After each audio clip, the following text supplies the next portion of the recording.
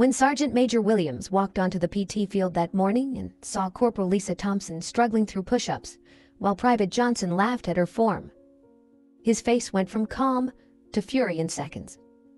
What happened next would become a story told to every new recruit at Camp Lejeune for years to come. My name is Lisa Thompson. I'm 28 years old, and 2 years ago, I was one of the best reconnaissance Marines in my battalion. Today, I can barely do 15 push-ups without my left arm giving out completely. It was 0600 on a cold November morning at Camp Lejeune, North Carolina. The entire company was assembled on the PT field for morning physical training. 200 Marines in formation, ready to prove their fitness and discipline. I stood in the back row, trying to be invisible. The PT instructor, a staff sergeant named Martinez, called out commands. Company, attention! Today we start with push-ups. Standard form. You will complete 50 repetitions. Begin. I dropped to the ground with everyone else and assumed the push-up position. My right arm was solid, strong, ready. My left arm trembled before I even started the first repetition. I pushed up. My left arm shook violently but held. Down, up, down, up. By the 5th repetition, the weakness was obvious. My left side sagged. My form was ugly, uneven. Behind me, I heard Private Johnson whisper to another recruit, "Look at Thompson. Can't even hold proper form." His friend snickered quietly. I gritted my teeth and continued. 6, 7, 8.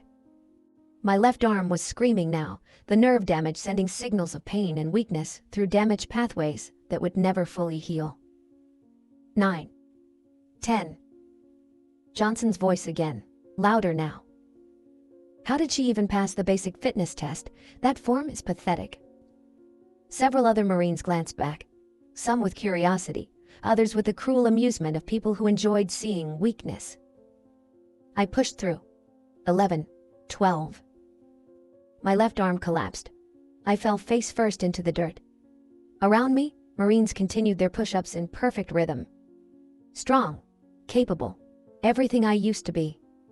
I reset, got back into position, tried again. 13, 14. My entire left side was shaking uncontrollably now. The damaged nerves couldn't maintain the sustained contraction. The muscles were willing, but the signals weren't reaching them properly. 15. I collapsed again, gasping. Martinez called out, "Thompson, you're falling behind. Push through it." "I'm trying, Staff Sergeant," I managed to say. Johnson's voice cut through clearly now, no longer bothering to whisper. "Trying isn't good enough. Either you can do the PT standard, or you can't. This is the Marines, not a charity." A few nervous laughs from other recruits. I felt shame burning through me, mixing with the physical pain. These young Marines didn't know, didn't understand. They just saw weakness. I got back into position, determined to finish at least 20 repetitions. 16. My left arm gave out, immediately. I lay on the ground, breathing hard, fighting back tears of frustration. Martinez approached. "Thompson, if you can't complete the standard, you need to report to medical. We can't have Marines who can't meet basic fitness requirements." "I meet the minimum requirements, Staff Sergeant. I passed my last PFT. Barely, from what I heard. And looking at this performance, I'm questioning how." I forced myself up again. Tried again. 17. My left arm was completely useless now, just hanging there, unable to support any weight. Johnson stood up from his push-ups, having easily completed his 50. "This is embarrassing," he said loudly. "We're supposed to be elite warriors, and we've got someone who can't do basic push-ups in formation?" Several Marines had stopped their exercises to watch the spectacle I was making. "Maybe she should transfer to the Air Force," someone joked. "I heard they don't have real PT standards." More laughter. I stayed on the ground, my forehead pressed against the cold dirt, wanting to disappear. This was what my life had become. 2 years ago, I was carrying wounded Marines through hostile territory under enemy fire. Now I was the joke of morning PT.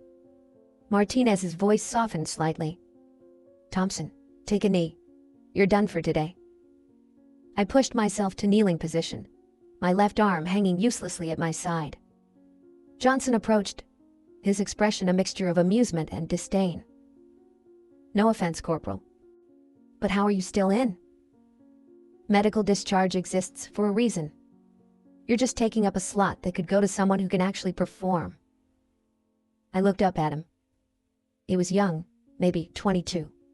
Fresh-faced, confident in his physical capabilities.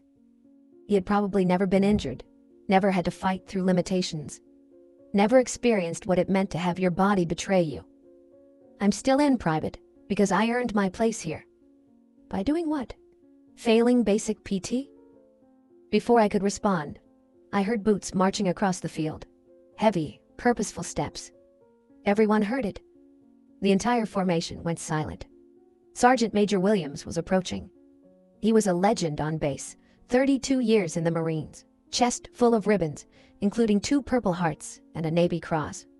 When Sergeant Major Williams walked onto your PT field, you stood at attention and hoped you hadn't done anything to attract his attention. Martinez called out, "Company, attention!" 200 Marines snapped to perfect posture. Sergeant Major Williams walked slowly through the formation, his eyes scanning everyone. He was in his early 50s, with iron gray hair and a face that looked like it had been carved from granite. His eyes found me, still kneeling, my left arm hanging limp. He stopped walking. His expression changed from neutral to something I couldn't quite read. Recognition, concern, and then anger. He walked directly toward me. My heart started pounding. Whatever was about to happen, it was going to be public and probably humiliating. William stopped 3 feet away and spoke in a voice that carried across the entire field. "Thompson." I struggled to my feet, coming to attention despite my shaking legs. "Yes, Sergeant Major." He looked at my left arm, at the way it hung slightly wrong, at the tremor I couldn't control. Then he turned to face the entire company. "Does anyone here know who Corporal Thompson is?" Silence. "Does anyone know what she did to earn that Bronze Star with valor that's in her service record?" More silence. I saw Johnson's face going pale as he started to realize he had made a terrible mistake. William's voice got louder, angrier. 2 years ago, Corporal Thompson was a reconnaissance Marine in Helmand Province, Afghanistan. Her patrol was ambushed. 12 Marines pinned down by enemy fire, 3 of them critically wounded. He paused, looking at each Marine in the formation. "Do you know what Corporal Thompson did?" No one answered. She provided covering fire while her team retreated. Then, when everyone else was safe, she went back. 3 separate times, under enemy fire.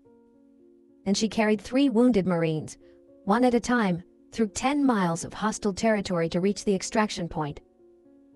I heard gasps from some of the younger Marines. Williams continued, his voice like steel. 10 miles.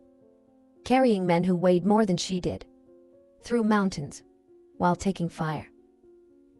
With a gunshot wound in her left arm that shattered her humerus and severed nerves. He turned to look at Johnson directly. That injury destroyed 60% of the nerve function in her left arm. Permanently. She will never regain full strength or coordination on that side. But all 3 Marines she carried survived because of her actions. Johnson looked like he wanted to sink into the ground. Williams walked over to me and gently lifted my left arm, showing the company the scars that ran from my shoulder to my elbow. Surgical scars from 3 different operations trying to repair what the bullet had destroyed. This arm saved 3 American lives. This arm earned a Bronze Star with valor. This arm is a testament to courage and sacrifice that most of you will never understand. He released my arm carefully and turned back to the formation. So if any of you see Corporal Thompson struggling during PT, if you see her form isn't perfect, if you see her unable to complete standard repetitions, you will remember what this Marine sacrificed. You will show respect. You will understand that she has already proven her worth in ways none of you have been tested. The field was absolutely silent. Williams looked at Martinez. "Staff Sergeant from now on. Corporal Thompson is authorized modified PT standards that account for her service-related injury. That should have been in place already." "Yes, Sergeant Major. I'll ensure it's documented properly." Williams turned to Johnson. "Private Johnson, front and center." Johnson marched forward, his face now completely white. "Yes, Sergeant Major." "What did you say to Corporal Thompson during PT?" Johnson's voice shook. I mocked her form, Sergeant Major. I questioned why she was still in the Marines. I suggested she was taking up a slot that should go to someone more capable. And do you understand what you actually did? I disrespected a combat veteran and a decorated hero, Sergeant Major." Williams stepped closer to Johnson. "You did worse than that, Private. You demonstrated that you value physical appearance over sacrifice. That you judge worth by push-ups rather than courage. That you have no idea what it means to be a Marine." Johnson stood at rigid attention, sweat pouring down his face despite the cold morning. "Sergeant Major, I have no excuse.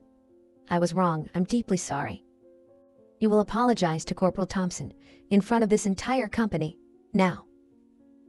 Johnson turned to face me, and I saw genuine shame in his eyes. "Corporal Thompson, I apologize. My comments were disrespectful, ignorant, and completely out of line. You are a hero, and I was wrong to mock you." I looked at him for a long moment. Part of me wanted to let him suffer, to let the humiliation burn the lesson in deep. But I remembered being young and stupid once, before Afghanistan taught me what really mattered. "Apology accepted, Private. You didn't know, now you do." Williams addressed the entire company one more time. "Let this be a lesson to all of you. You cannot judge a Marine's worth by what you see on a PT field. Corporal Thompson may not be able to do 50 push-ups anymore, but she has proven her courage in the only way that truly matters, in combat, under fire, saving lives." He paused. "Any Marine who disrespects her again will answer to me personally. Is that clear?" "Yes, Sergeant Major," came the unified response. Williams turned back to me. "Corporal Thompson, after PT, report to my office. We need to discuss your future assignments." "Yes, Sergeant Major." He walked off the field, leaving behind a company of Marines who were seeing me with completely different eyes. Martinez called the company back to attention and continued PT. But the energy had changed. Marines who had been laughing at me earlier now couldn't meet my eyes. Johnson stayed after formation was dismissed, waiting until most others had left. "Corporal," he said quietly, "I need you to know, I'm truly sorry. I was an ass. I judged you without knowing anything about you." I looked at him carefully. The arrogance was gone, replaced by genuine remorse. "Private, you made a mistake. Learn from it. That's all any of us can do." "Can I ask you something?" "Go ahead. How do you do it? How do you keep showing up, keep trying, when your body won't cooperate anymore?" I thought about his question. Because giving up would dishonor the Marines I saved.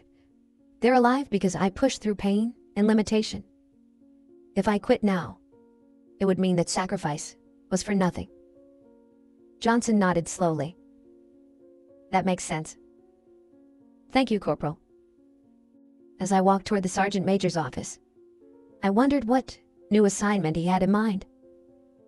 My reconnaissance days were over. My body couldn't handle the physical demands anymore. But maybe there was still a way to serve.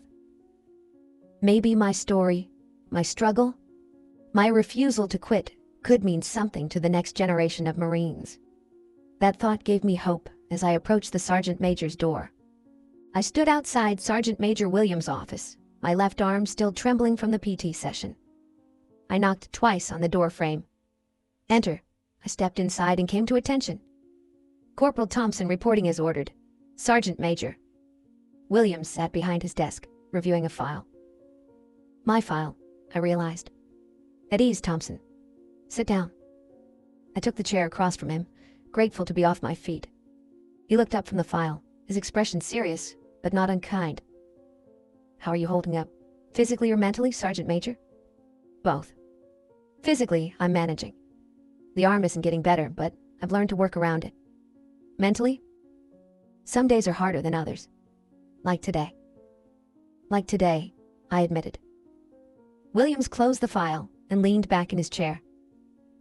Thompson, I need to ask you something directly. Why are you still in? You could have taken a medical discharge with full benefits. Instead, you're subjecting yourself to PT standards you can't fully meet and dealing with situations like what happened this morning. I took a breath, organizing my thoughts. Because I'm still a Marine, Sergeant Major. The injury took my arm strength, but it didn't take my mind, my experience, or my dedication. I'm not ready to quit, even when it means being humiliated in front of your peers. Even then, because every time I want to quit, I remember why I'm here. Williams nodded slowly. Tell me about Afghanistan. The official report gives the facts, but I want to hear it from you. I felt my chest tighten. I didn't talk about that mission often. The memories were too raw, too painful. But this was the Sergeant Major. If anyone deserved the full story, it was him. We were conducting reconnaissance in Helmand Province, I began. 12 Marine Patrol, gathering intelligence on Taliban movements in the region. I was the designated marksman providing overwatch. What happened? We walked into an ambush. They had been tracking us for at least a day, waiting for the perfect kill zone. We entered a narrow valley, and they hit us from 3 sides simultaneously. Williams listened intently. The first RPG killed our lieutenant instantly. The second one hit Corporal Davis and Lance Corporal Martinez. Shrapnel wounds, both critical. Then they opened up with automatic weapons fire. I paused, the memories flooding back. The sound of gunfire, the screams, the smell of blood and explosives. Our Sergeant Rodriguez took command. Ordered us to fall back to a defensible position.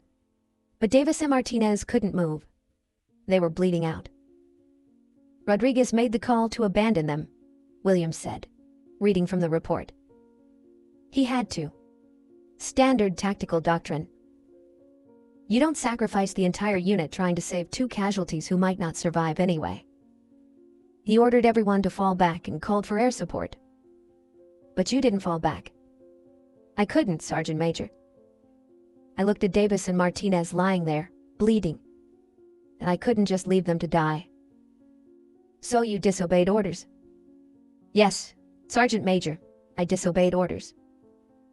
Williams didn't comment on that, just gestured for me to continue.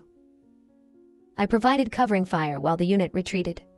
Then I went to Davis first. He was unconscious, badly wounded. I put him in a fireman's carry and started moving. Under fire, heavy fire. They knew what I was doing. They were trying to stop me. How far did you carry him? 3 miles to where our unit had established a defensive perimeter. Then I went back for Martinez, while taking fire the entire time. Yes, Sergeant Major. The Taliban weren't going to let me just walk in and out. They wanted to make an example of us. And the 3rd Marine? Private Chen. He had been hit during the firefight, but made it to cover before passing out from blood loss.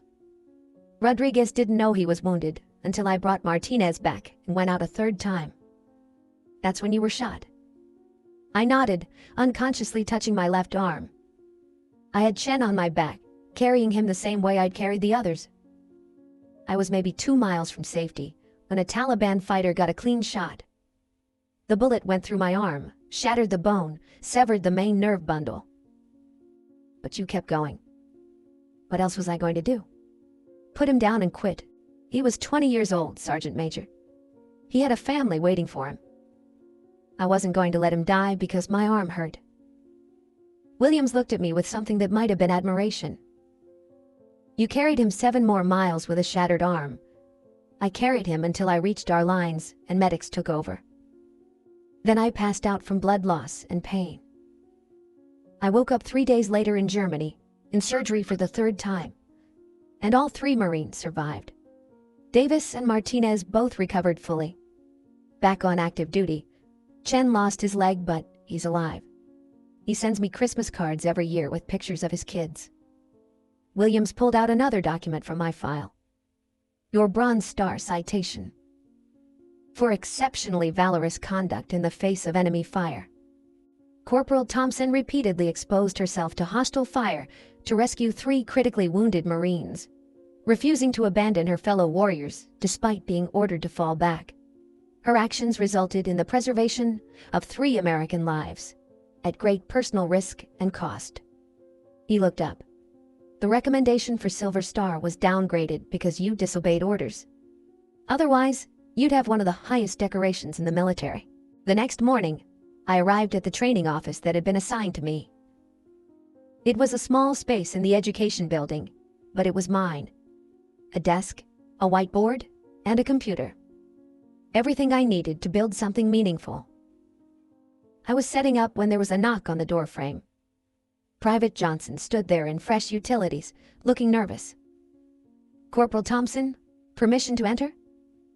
Come in, Private. He stepped inside and came to attention. I wanted to speak with you formally, ma'am. Beyond my apology yesterday. At ease.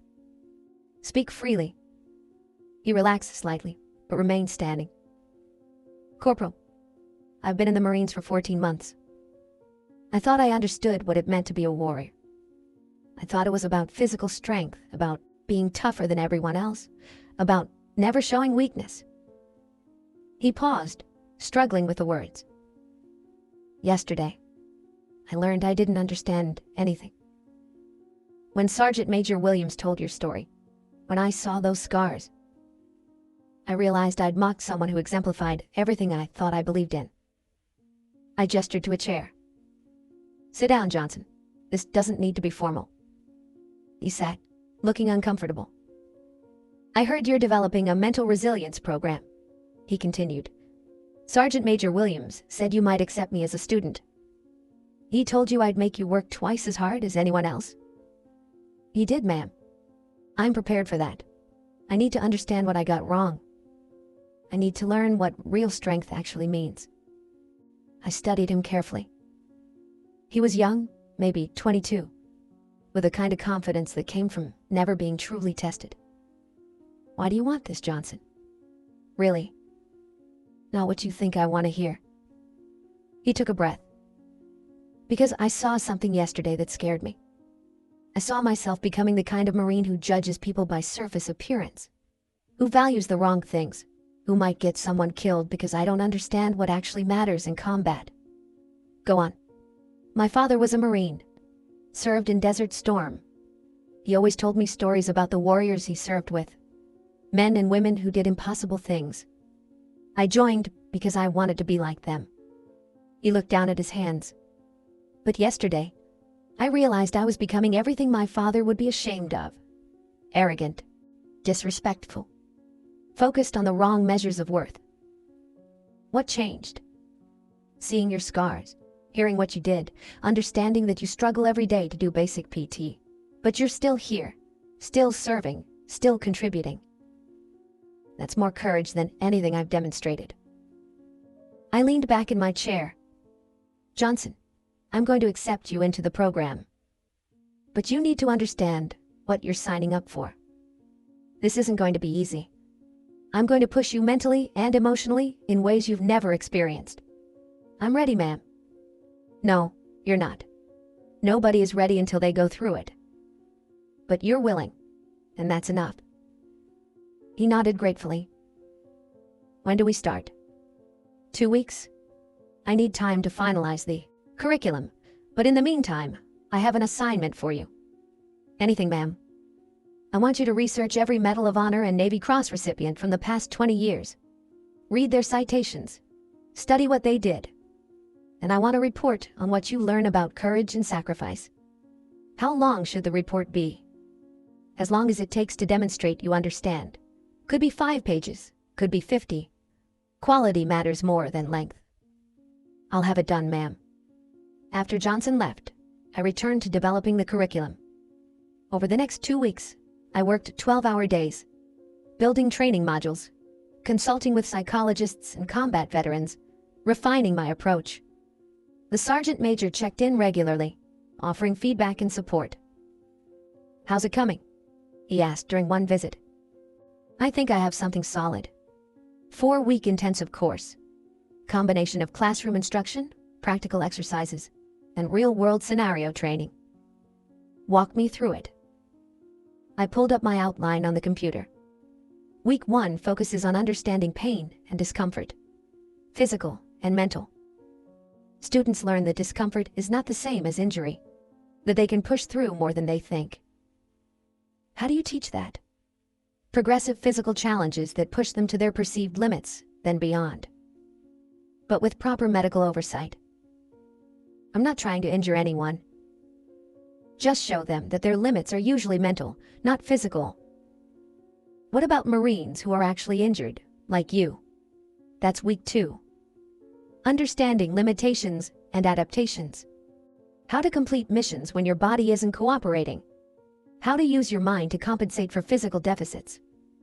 Williams nodded approvingly. Week 3. Fear management and decision-making under stress. Using scenario training where students have to make critical decisions while exhausted, in pain, under time pressure. Teaching them that fear is information, not a stop sign. And week 4? Integration. Bringing it all together in a 72-hour field exercise that simulates combat stress, sleep deprivation, physical exhaustion, constant pressure, impossible scenarios. He smiled. You're going to break them down and build them back up. That's the idea. But I want to be clear. This isn't about creating super soldiers. It's about teaching ordinary Marines that they're capable of extraordinary things when necessary. When's the pilot program? 3 weeks. I have 32 volunteers, including Private Johnson. How is Johnson doing? I pulled out his report, which had arrived the previous day. 47 pages of detailed analysis on heroes and their actions. He's taking this seriously. This report shows genuine reflection and growth. He identified patterns in heroic actions that I hadn't even considered. Such as? Williams asked. Johnson wrote that the common thread in almost every Medal of Honor action was someone refusing to abandon their brothers. The specific tactical situation varied, but the core motivation was always the same. Loyalty to the team. Smart observation. He also wrote about you, Sergeant Major. Williams raised an eyebrow. What about me? Your Navy Cross action in Fallujah. Johnson wrote that you continued fighting for 6 hours with 2 gunshot wounds because your Marines were pinned down. He drew parallels between your actions and mine. Said we both demonstrated that physical damage doesn't stop a true warrior. Williams looked uncomfortable with the praise. I just did what needed to be done. Like you did. That's what Johnson is starting to understand. That heroism isn't about seeking glory. It's about doing what needs to be done, when it needs to be done. The day before the pilot program started, I assembled all 32 volunteers in a classroom. They were a mixed group, mostly junior enlisted, but a few NCOs as well. All of them had volunteered after hearing about the program.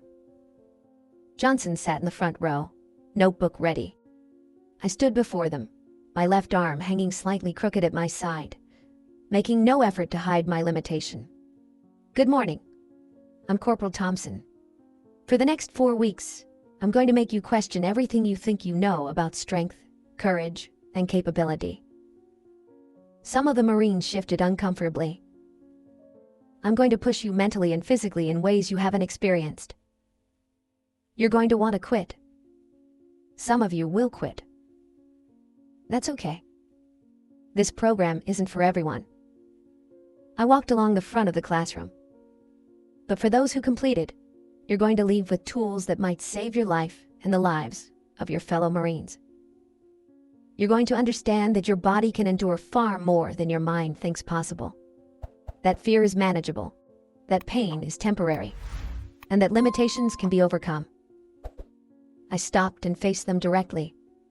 I can't do 50 push-ups. I struggle with basic PT. By traditional standards, I'm weak. but I carried 3 wounded Marines through 10 miles of hostile territory with a shattered arm because my mind refused to accept that my body couldn't do it. The room was completely silent. That's what you're going to learn here. Not how to be physically stronger, how to be mentally unbreakable, how to continue when everything says to stop, how to complete the mission regardless of circumstances. I pulled up the training schedule on a screen. Week 1 starts tomorrow at 0500. Bring your gear, your determination, and your willingness to be uncomfortable. Questions? A lance corporal in the back raised his hand. Ma'am, what's the failure rate going to be? I don't know yet. But I can tell you this. The only way to fail this course is to quit. Physical limitations won't fail you. Struggling won't fail you. Only giving up will fail you. Another Marine spoke up. Ma'am, is it true you disobeyed orders to save those Marines in Afghanistan? I met her eyes directly. Yes, I disobeyed orders. My sergeant told me to fall back and leave the wounded. I refused. That decision could have gotten me court-martialed. Why did you do it? Because some orders are wrong. Because sometimes the textbook answer gets people killed. Because I looked at my fellow Marines bleeding out and decided that my conscience mattered more than my career. I paused. That's not a lesson I can explicitly teach in this course. Obeying orders is fundamental to military discipline. But I can teach you to think critically, to understand when rules help and when they hurt, to develop the judgment to make hard decisions under pressure. Johnson raised his hand. Ma'am, you said this program will teach us to be mentally unbreakable, but you also struggle with PT with daily tasks. How do you reconcile that? It was a fair question, one I had anticipated. I'm not unbreakable, Private. I break every day. Every time my arm fails during PT, that's a break. Every time I can't do something I used to do easily, that's a break. Being mentally resilient doesn't mean you never break. It means you keep putting yourself back together and moving forward. The room absorbed that answer. What you're going to learn here is not how to avoid breaking. That's impossible. You're going to learn how to break and continue anyway. How to function when you're exhausted, in pain, afraid, and damaged. Because that's what combat is. That's what real life is. I looked at each of them. Tomorrow, we start breaking you down.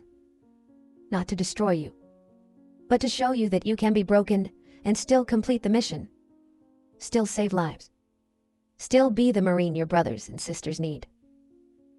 I dismissed them, and they filed out quietly, already feeling the weight of what they had signed up for. Johnson lingered after the others left. Corporal, I just want to say thank you for giving me this opportunity, for not holding my ignorance against me permanently. Everyone deserves a second chance, Johnson. Just make sure you use it well. I will, ma'am. I promise. As he left, I sat alone in the classroom, looking at the training plan I had developed. Tomorrow, we would begin. 32 Marines would start learning what I had learned in that Afghan valley. That the human spirit is stronger than the human body. That courage is continuing despite fear. That true strength is measured not in push-ups, but in the willingness to keep going when everything says to stop. My left arm ached, as it always did. But for the first time in 2 years, that pain felt purposeful. Every struggle I had faced, every humiliation, every moment of weakness had led to this. A chance to teach the next generation that limitations don't define you. Your response to those limitations does. 6 months later, I stood in front of my 3rd class of mental resilience training students, watching them complete the final field exercise of the program. They had been in the field for 68 hours with minimal sleep, constant physical challenges, and scenario after scenario designed to push them beyond what they thought possible. Private Johnson, now a lance corporal after a meritorious promotion, served as one of my assistant instructors. He moved through the exercise area, monitoring students, offering guidance when needed. Sergeant Major Williams stood beside me, observing. "How are they doing?" he asked. "Better than the first class?" "We've refined the training based on lessons learned. Only 2 dropouts this time, compared to 8 in the first class. That's a significant improvement. The students understand the value now. Word spread after the first graduates deployed and came back with stories about how the training saved lives. Williams nodded, watching a female Marine drag a weighted dummy through an obstacle course, exhausted but refusing to quit. Speaking of which, I got a report from First Lieutenant Davis. One of your first graduates. Davis from the Afghanistan mission, the one I carried. The same. He's commanding a platoon in Syria now. Had a situation last month where his vehicle hit an IED. 3 Marines injured, 1 critically. He was wounded himself. But he organized the defense and got everyone to safety. Williams pulled out his phone and showed me a message. Davis wrote this in his after-action report. The mental resilience training from Corporal Thompson's program gave me the tools to push through my own injuries and focus on my Marines. Without that training, I'm not certain I would have maintained composure. That course saved lives. I felt emotion tighten my throat. He saved his own lives. The training just gave him permission to trust himself. Don't sell yourself short, Thompson. What you've built here is changing how Marines prepare for combat. On the field, one of the students, a young private named Martinez, collapsed from exhaustion. Johnson immediately moved to him, checking his condition. I started to move forward, but Williams put a hand on my arm. Watch. Let Johnson handle it. Johnson knelt beside Martinez, speaking quietly. After a moment, Martinez nodded, accepted some water, and with Johnson's help, got back to his feet and continued the exercise. Johnson returned to our position. Martinez is okay, ma'am. Just hit his wall. I reminded him of what you taught us, that the wall is mental, not physical. He's pushing through. Good work, Lance Corporal. Johnson smiled. I learned from the best, ma'am. After the field exercise concluded, we gathered all 28 students in a classroom for the final debrief. They sat exhausted, dirty, some with bandages from minor injuries, all with the look of people who had discovered something important about themselves. I stood before them, my left arm hanging as always, a constant reminder of limitations overcome. 72 hours ago, you started this final exercise believing you knew your limits. What did you learn? A corporal named Stevens spoke up first. That my limits were bullshit, ma'am. Excuse my language, but everything I thought was my maximum was just my comfort zone. I went way beyond what I thought possible. Anyone else? Martinez raised his hand, the same private who had collapsed earlier. I learned that quitting happens in your mind before it happens in your body. Every time I wanted to stop, it was my brain telling me I couldn't continue, not my body actually failing. Exactly, I said. Your body is capable of extraordinary things. Your mind is usually the limiting factor. A female Lance Corporal named Chen spoke up. Mom, I learned that limitations can be worked around. When my leg cramped so badly I couldn't walk normally, I found other ways to move. I completed the objective, even though my body wasn't cooperating perfectly. I smiled at that. Chen had obviously internalized one of the core lessons. That's the lesson I needed you to learn. Because in combat, your body will fail you. You'll be exhausted, injured, in pain. The mission doesn't change because you're hurting. You have to adapt and continue. I walked along the front of the room. Some of you know my story. Some don't. But all of you have seen me struggle during PT demonstrations. You've watched my arm fail during physical tasks. I showed you that intentionally. Why, ma'am? Stevens asked. Because you needed to see that someone with obvious physical limitations can still lead, still teach, still contribute. That injury or weakness doesn't disqualify you from being an effective Marine. Johnson spoke up from his position at the back of the room. Ma'am, when I first saw you struggle with push-ups 6 months ago, I mocked you. I thought physical performance was everything. This program taught me I was wrong about everything that matters. The students turned to look at him. Corporal Thompson is the strongest Marine I know. Not because she can do the most push-ups, but because she refuses to quit, ever. And that's what makes a warrior. I nodded to Johnson appreciatively. You're all graduating from this program today. You'll receive certificates, documentation, and your service records, and most importantly, tools you'll carry for the rest of your careers. I pulled up a final slide on the screen. But graduating doesn't mean you're done. Mental resilience is like physical fitness. It requires constant work. You have to practice these skills, push yourself regularly, maintain the mental toughness you've developed here. How do we do that, ma'am? Jen asked. By seeking discomfort. By volunteering for hard assignments. By pushing yourself when it would be easier to coast. By never accepting that your current limits are permanent. I dismissed them to clean up and prepare for the graduation ceremony that evening. That evening, the base theater was filled with Marines. The graduating students sat in the front rows in their dress uniforms. Behind them, their families, their unit commanders, and senior leadership. Sergeant Major Williams took the podium. Ladies and gentlemen, welcome to the third graduation of the Mental Resilience Training Program.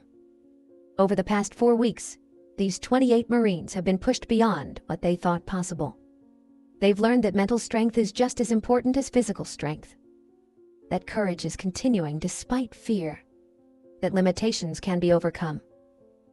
He gestured to me.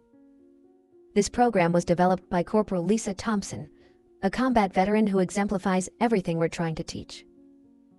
Corporal Thompson earned a Bronze Star with Valor for saving 3 wounded Marines in Afghanistan, despite being severely wounded herself.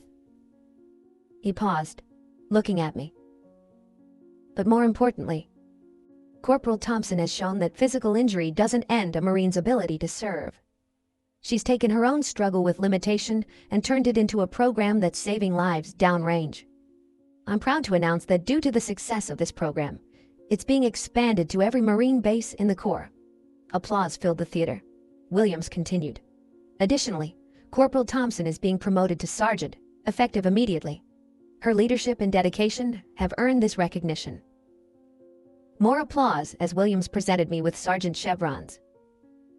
I stood at the podium, looking out at the assembled Marines.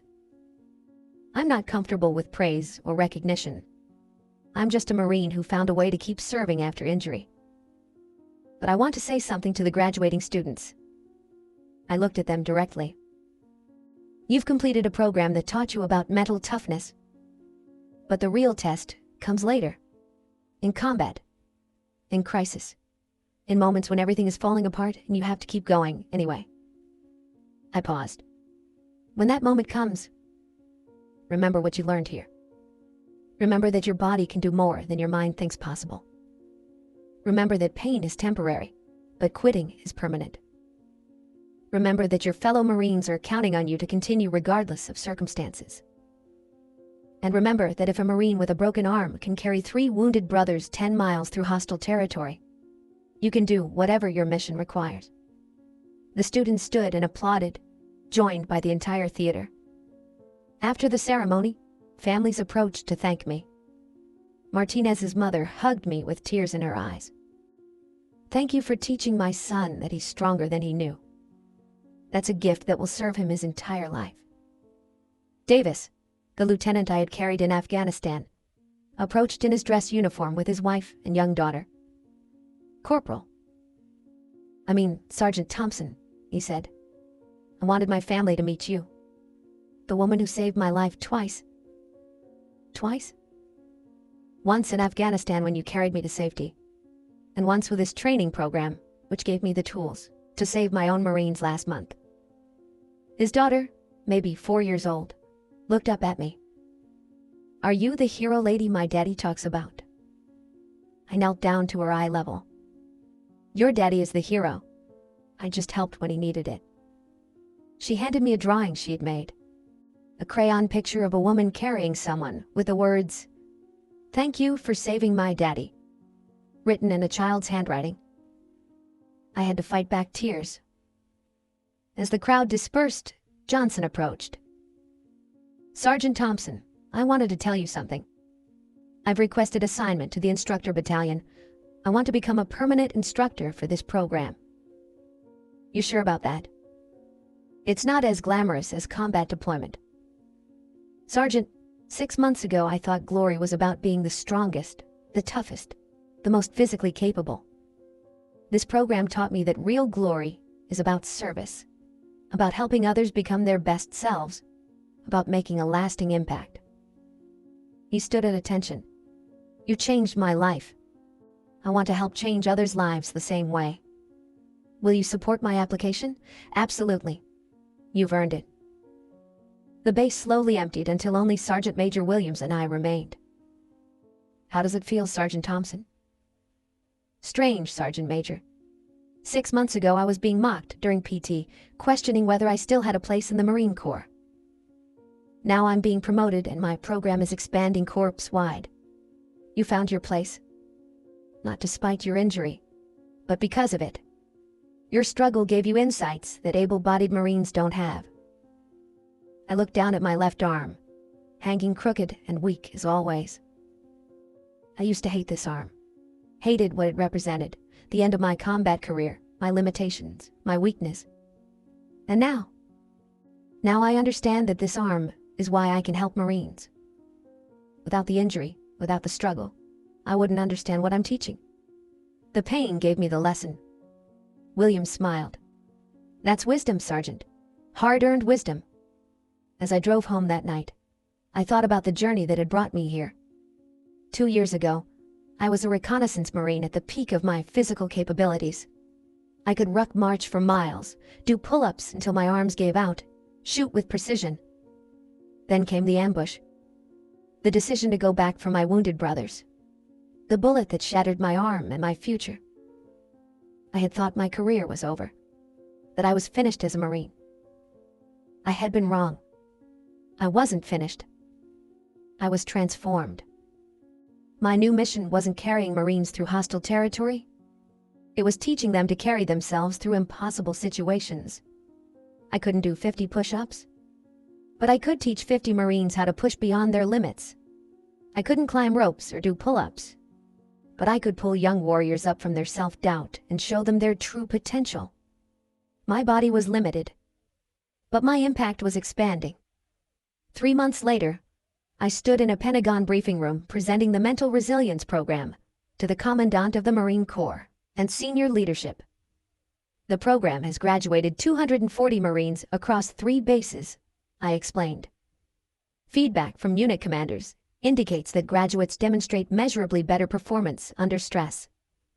Combat deployments have validated the training's effectiveness.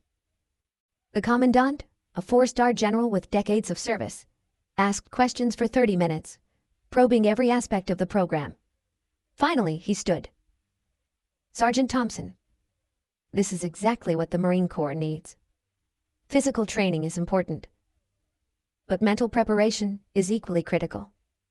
Your program will be implemented at every Marine base worldwide, starting next quarter. He extended his hand. Thank you for your service, for your sacrifice, and for turning your personal struggle into something that's making every Marine stronger. 6 months after that, I stood on the same PT field where Private Johnson had mocked me a year and a half earlier. But this time, I wasn't struggling through push-ups. I was leading a group of 200 Marines through mental resilience training.